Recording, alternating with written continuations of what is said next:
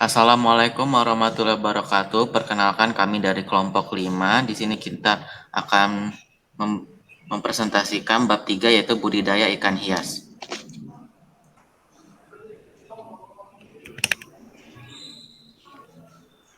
Ikan adalah salah satu hewan yang memiliki habitat hidup di air. Berdasarkan manfaat bagi manusia pada umumnya, ikan dibedakan menjadi dua, yaitu manfaat, yaitu ikan konsumsi dan ikan hias. Ikan hias merupakan jenis ikan yang memiliki keindahan dan dapat mempercantik ruang tempat tinggal kita. Ikan hias cukup dikenal oleh masyarakat sebagai hiasan akuarium. Perkembangan ikan hias di Indonesia mengalami kemajuan yang terus meningkat, terutama ikan hias air tawar asli Indonesia. Dari sekian banyak jenis ikan hias, tidak semuanya telah dapat dibudidayakan. Dalam menternakan ikan hias harus diperhatikan bahwa masing-masing jenis mempunyai sifat dan kebiasaan hidup yang berbeda-beda. Misalnya dalam cara pemijahan, bertelur, ataupun menyusun sarangnya. Budidaya perikanan merupakan suatu kegiatan yang dilaksanakan dan direncanakan oleh manusia yang meliputi seluruh sistem produksi atau hasil produk berupa produk perikanan. Pada dasarnya, budidaya ikan hias berpangkal pada cultivation, yaitu suatu kerja yang berusaha menambah, menumbuhkan, dan mewujudkan ikan hias berkembang biak atau bertambah banyak dan bernilai jual tinggi.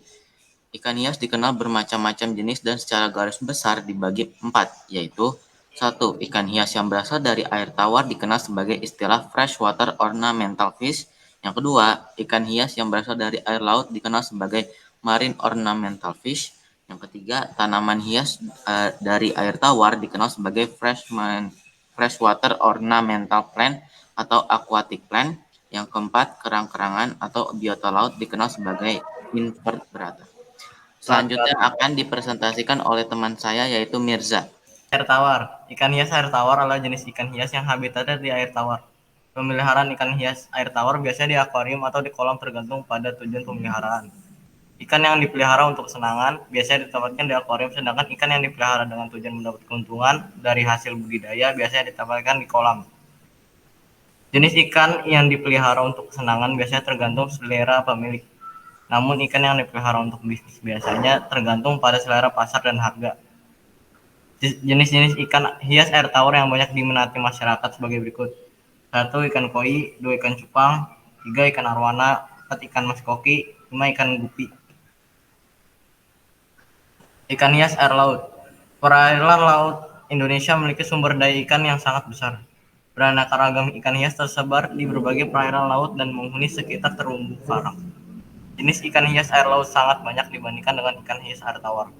Memelihara ikan air laut lebih sulit dibandingkan ikan air tawar, terutama yang berhubungan dengan kualitas kesadaran air. Pada umumnya, ikan hias air laut tidak mudah untuk dibudidayakan. Jenis-jenis ikan hias air laut yang banyak diminati masyarakat sebagai berikut. 1. Kudu laut, 2. Blue tanks, 3. Yellow tanks, 4. kepe-kepe, 5. Butterfly fish.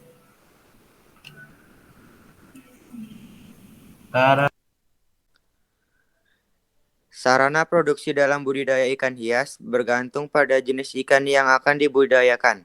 Jenis ikan air tawar atau air laut membutuhkan sarana produksi yang berbeda. Adapun secara mendasarkan sarana produksi yang dibutuhkan dalam budidaya ikan hias antara lain sebagai berikut. 1. Bahan. Bahan-bahan yang perlu disiapkan dalam budidaya pembesaran ikan hias yaitu sebagai berikut ini. 1. Benih. Benih ikan adalah anak ikan dengan ukuran tertentu yang akan digunakan sebagai bahan dalam kegiatan budidaya. 2. Kapur. Kapur digunakan untuk mempertahankan kestabilan asaman pH tanah dan air sekaligus memberantas hama penyakit. Jenis kapur yang digunakan bermacam-macam, diantaranya kapur pertanian atau kalsit dan dolomit serta kapur aktif. 3. Pakan.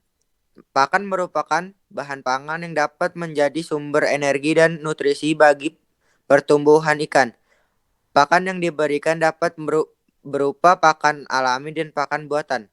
Pakan alami untuk ikan hias berupa plankton, baik fitoplankton atau zooplankton jenis nyamuk dan cacing sutra. Pakan buatan dapat berupa pelet serta maupun lembaran. 4. Pupuk. Pemupukan merupakan faktor penting untuk mendapat keberhasilan dalam pembesaran ikan. Pupuk diperlukan untuk memupuk tanah dasar kolam yang bertujuan untuk meningkatkan kesuburan kolam, memperbaiki struktur tanah, dan menumbuhkan fitoplankton serta zooplankton sebagai pakan alami. 5. Air. Air memiliki peran penting dalam budidaya ikan. Air sebagai media budidaya harus kriteria yang baik untuk pertumbuhan atau budidaya hewan dan tumbuh tingkat rendah, yaitu adanya plankton sebagai indikator yang mudah bahwa air tersebut dapat digunakan untuk budidaya ikan. 6. Obat-obatan. Obat-obatan diperlukan untuk penyembuhan ikan yang terserang penyakit. Obat yang diberikan dapat jenis alami dan buatan, di mana obat yang alami berasal dari ekstrak tumbuhan, tembakau, akar, tuba, kipait, dan daun pepaya.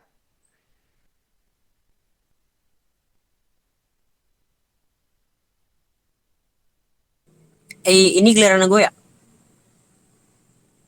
Cuek. Iya. Taruh. 2. Alat. Ya dikecilin. Taruh, bentar.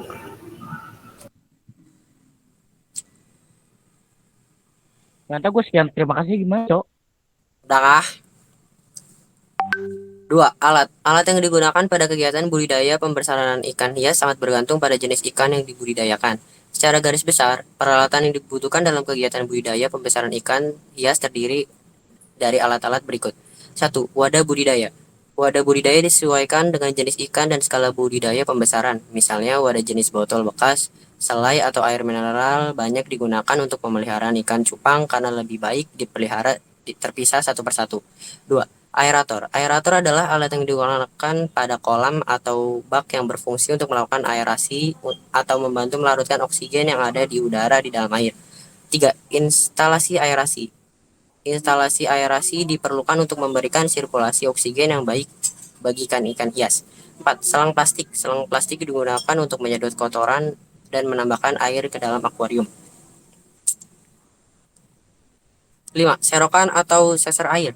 Serokan atau seser digunakan untuk menangkap ikan. Bentuk dan ukuran serok dapat disesuaikan dengan jenis ikan hias dan wadah budidaya, serta tujuan kegiatan penyerokan. 6. pH meter.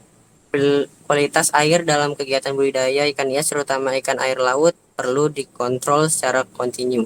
Salah satunya kualitas yang perlu diperhatikan adalah pH air. Guna mengetahui nilai pH air yang sesuai dengan jenis ikan yang diperlukan alat pH meter. 7. Termometer. Termometer adalah alat mengukur suhu, di mana dalam kegiatan budidaya ikan suhu air adalah faktor pembatas kehidupan. Ikan hias yang berasal dari daerah tropis biasanya hidup pada rentan suhu 24-29 derajat Celcius.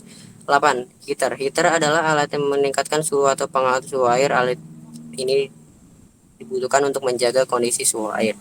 Alat ini karena kondisi lingkungan airnya terlalu dingin menyebabkan turunnya nafsu makan ikan sehingga dapat menghambat pertumbuhan. Raditya. 6. Wadah budidaya ikan hias. Jenis-jenis wadah budidaya ikan hias sebagai berikut. 1. Akuarium. Akuarium merupakan sarana utama dalam melakukan aktivitas budidaya ikan. Industri ikan hias sebesar apapun pasti menggunakan akuarium karena kualitas ikan dapat diketahui dengan jelas dibandingkan jenis tak baik lainnya. Misalnya ikan arwana, betapapun baiknya kualitasnya tetap tidak bisa dilihat dengan jelas bila menggunakan kolam atau bak filter. Akuarium terbagi 2 jenis, yaitu terbuat dari kaca dan mika. 2. Kolam. Para pembudidaya ikan hias membuat kolam berukuran 1 meter kali 1 meter sampai 2 meter kali 3 meter dengan kedalaman 20 sampai 40 cm. Keuntungan dari kedalaman tersebut berupa difusi oksigen dan sinar matahari dapat langsung masuk ke dasar. Kolam perlu diberi atap untuk mengurangi panas matahari Kolam umurnya terbuat dari semen, baik dasar maupun dinding kolam. 3. Bak fiberglass, bak atau bak plastik. Keuntungan wadah bak fiberglass adalah menghemat tempat dan dapat dipindah-pindah. Jenis ikan hias air tawar umumnya hidup di daerah menggenang yang tenang. Mereka tidak terlalu membutuhkan kandungan oksigen terlalu yang tinggi sehingga bentuk kolam konvensional bak yang berbentuk persegi panjang dan bujur sangkar adalah pilihan yang tepat.